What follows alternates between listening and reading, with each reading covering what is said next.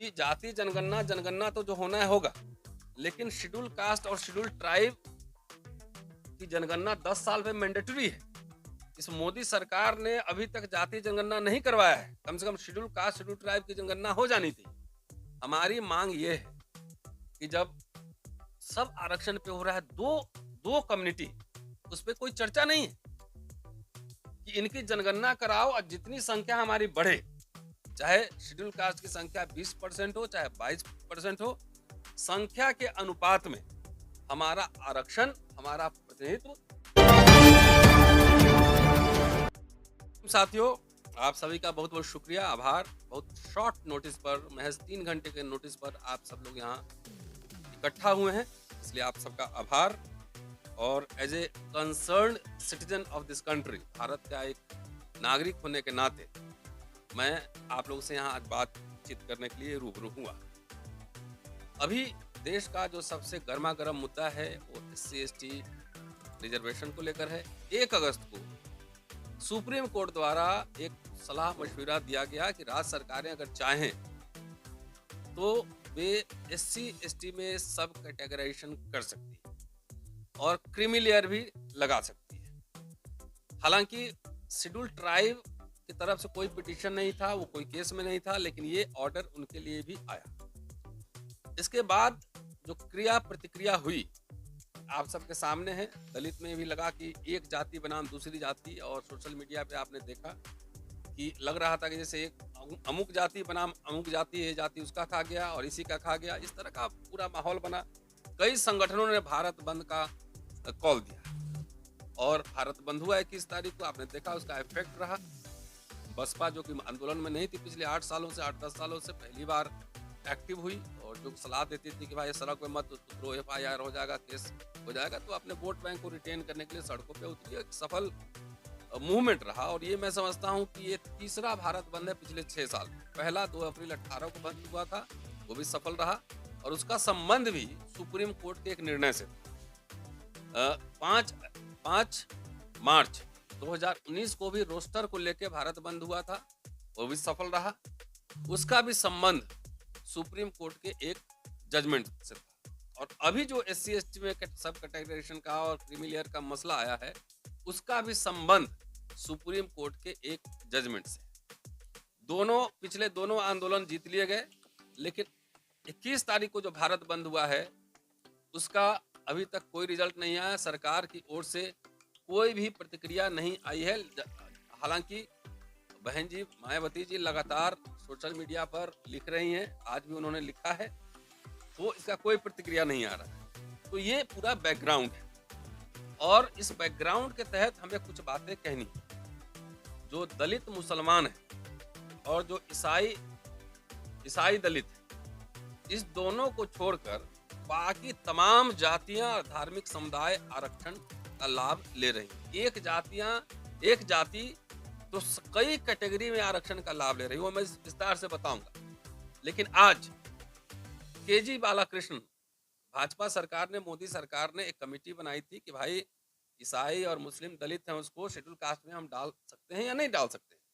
इसके लिए KG बालाकृष्णन जो कि दलित समुदाय से हैं और भारत के सुप्रीम कोर्ट के न्यायाधीश रह चुके हैं, उनकी अध्यक्षता में कमेटी बनी है। और आज जिस समय मैं बात कर रहा हूँ, 2 घंटा पहले वो पटना में थे और वहां से मुस्लिम समुदाय के, पसमंदा समुदाय के लोगों से वहां पर उन्होंने आवेदन लिया है, उनका साक्ष्य एविडेंस लिया है। ये मेरी जानकारी है। इस संदर्भ में मुझे ये कहना है कि जब सुप्रीम कोर्ट ने बिना किसी आंकड़े के आपने 10% रिजर्वेशन दे दिया, बिना कोई जाति जनगणना किए हुए, बिना किसी आंकड़े के, कोई आंकड़ा उसमें कौन जाति का होगा नहीं होगा ये आपने नहीं बताई, उसका कोई सर्वेक्षण नहीं हुआ है। जनरल जो पोस्ट है उसका कोई सर्वेक्षण नहीं, कोई आंकड़ा नहीं, कुछ भी नहीं।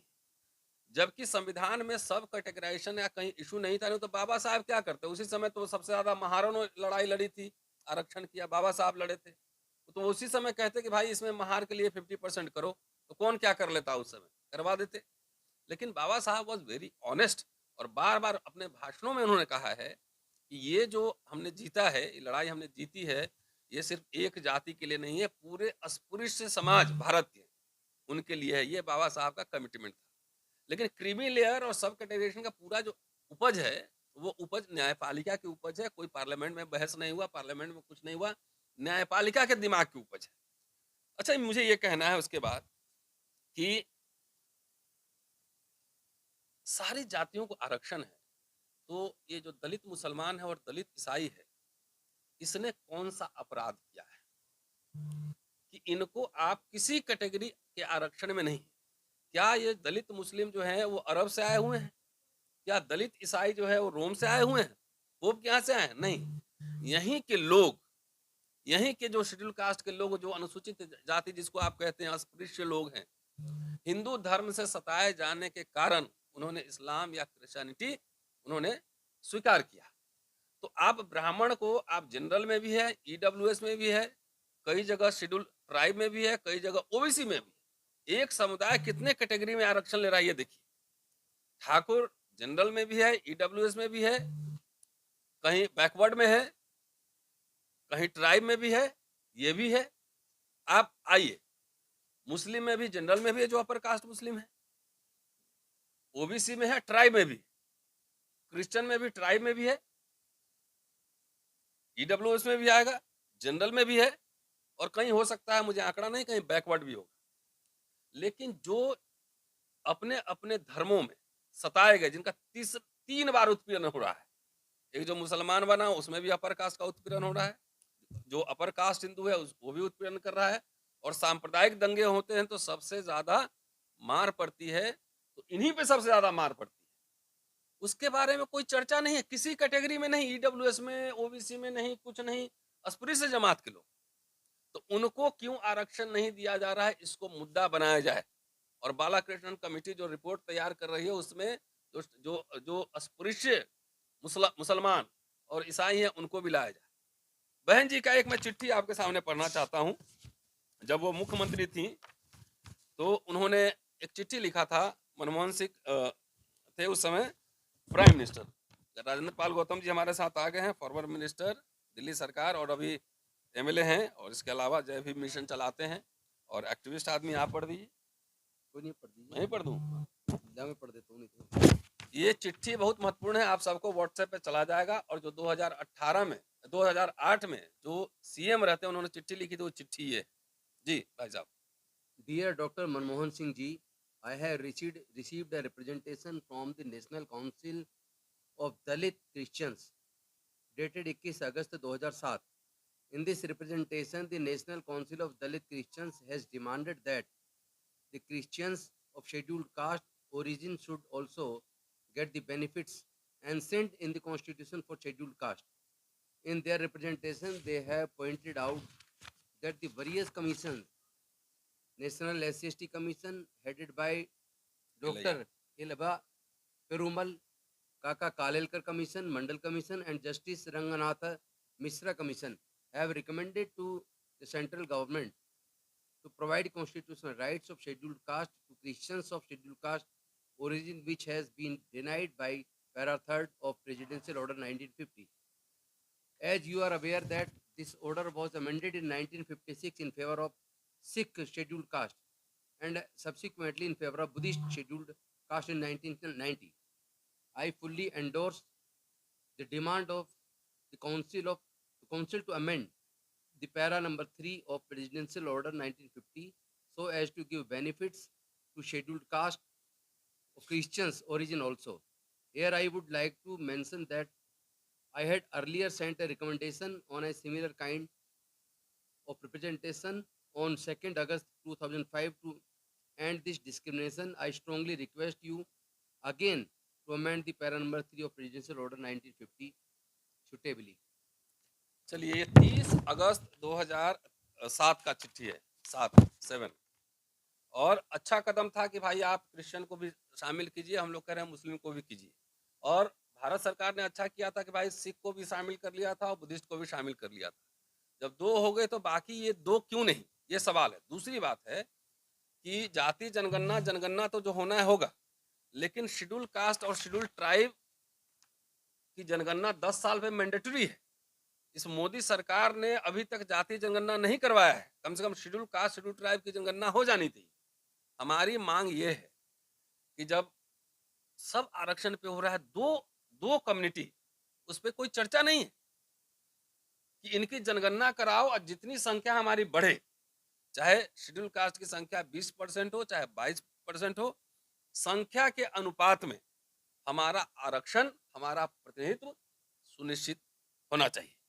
अब आप बोलेंगे कि ये जो भारत सरकार की दलील थी, इसको खारिज किया रंगनाथ मिश्रा कमेटी और सच्चर कमेटी की रिपोर्ट से आप वाकिफ होंगे। 2006 में सच्चर कमेटी का रिकमेंडेशन था और 2007 में रंगनाथ मिश्रा कमेटी की रिकमेंडेशन था। मैं मोटा-मोटी बात उसकी आपको बता देता हूँ।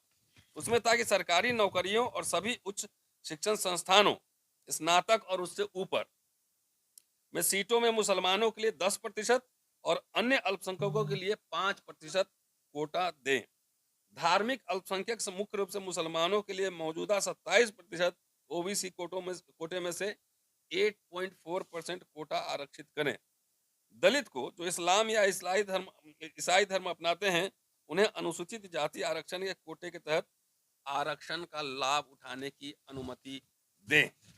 और इस पे जो सरकार का पक्ष था, सरकार ने जो कहा था और उससे हमारी असहमति है। सरकार ने कहा था कि ऐसे दलित जो जाति के कारण होने वाली समस्याओं को दूर करने के लिए ईसाई अथवा इस्लाम में परिवर्तित हो गए हैं, वे उन लोगों द्वारा प्राप्त आरक्षण लाभों का दावा नहीं कर सकते हैं जिन्होंने हिंदू धार्मिक व्यवस्था में बने रहने का विकल्प चुना है। मैं यहाँ बता दूं कि बाबा साहब ने 1935 में हिंदू धर्म छोड़ा था। उन्होंने कहा था कि मैं हिंदू पैदा हुआ हूं लेकिन हिंदू मरूंगा नहीं। उसके बाद एक राष्ट्रीय डिबेट चला था कि आप हिंदू नहीं रहेंगे तो आपको पूना पैक्ट से जो आरक्षण मिला है, वो आरक्षण का लाभ नहीं मिलेगा। मैंने इस पे बराबर लिखा है, मेरी किताब में भी आ रही है। बाबा साहब ने अपने तर्कों के आधार पर यह साबित किया था कि शेड्यूल कास्ट के आरक्षण का धर्म से कोई लेना देना नहीं है, ये समुदाय के आधार पर है। उदाहरण दिया था, जैसे आद धर्मी जो कि हिंदू नहीं थे, उनको भी शेड्यूल कास्ट में आरक्षण दिया गया था। रविदसिया या रामदसिया जो कहते हैं पंजाब में, वो कॉलम में लिखवाए थे कि हिंदू नहीं है, आद धर्म वाले लिखवाए थे हिंदू नहीं है, तब भी शेड्यूल कास्ट में उनको आरक्षण दिया गया था। इसलिए आरक्षण का धर्म से, खासतौर से हिंदू धर्म से लेना देना नहीं है। कोई ऐसा कॉन्स्टिट्यूएंसी बता दीजिए जिसमें लिखा हो कि ये हिंदू कॉन्स्टिट्यूएंसी है, इसका धर्म से कोई लेना देना नहीं है, वो जनरल है, सबके लिए ओपन है। कैटेगरिकली उन्होंने कहा था, बाद में इसको ब्लर कर दिया गया। इसलिए हमारा ये कहना है, राजेंद्र पाल गौतम जी इसके बाद बोलेंगे कि आप हमारी जनगणना कराइए। और ये बाला कृष्ण कमेटी घूम रही है देश भर में, साक्ष्य जमा कर रही है। जो दलित जो यहीं के निवासी हैं, मुसलमान बन गए, जो ईसाई बन गए, उनको भी उस आरक्षण के दायरे में लाएं और जनसंख्या के अनुपात में वो रिजर्वेशन बढ़ाएं। दूसरा, जो सब कैटेगराइजेशन के पक्ष या विपक्ष में जो बात कर रहे हैं, वो भी कम से कम इस मुद्दे पे अपनी क्लैरिटी रखें कि हम लेना चाहते हैं कि नहीं लेना। खाली अपने लिए नहीं, ऐसा नहीं कि हम अपने लिए बात कर रहे हैं। जब इतना हो ही रहा है, सब ब्राह्मण, ठाकुर, कायस्थ, भूमिहार, राजपूत सबको मिल रहा है जब, तो आखिर किस आधार पे, किस लॉजिक के आधार पे इन 2 समुदाय को बाहर रखा जा रहा है? यही हमारा कहना है। गौतम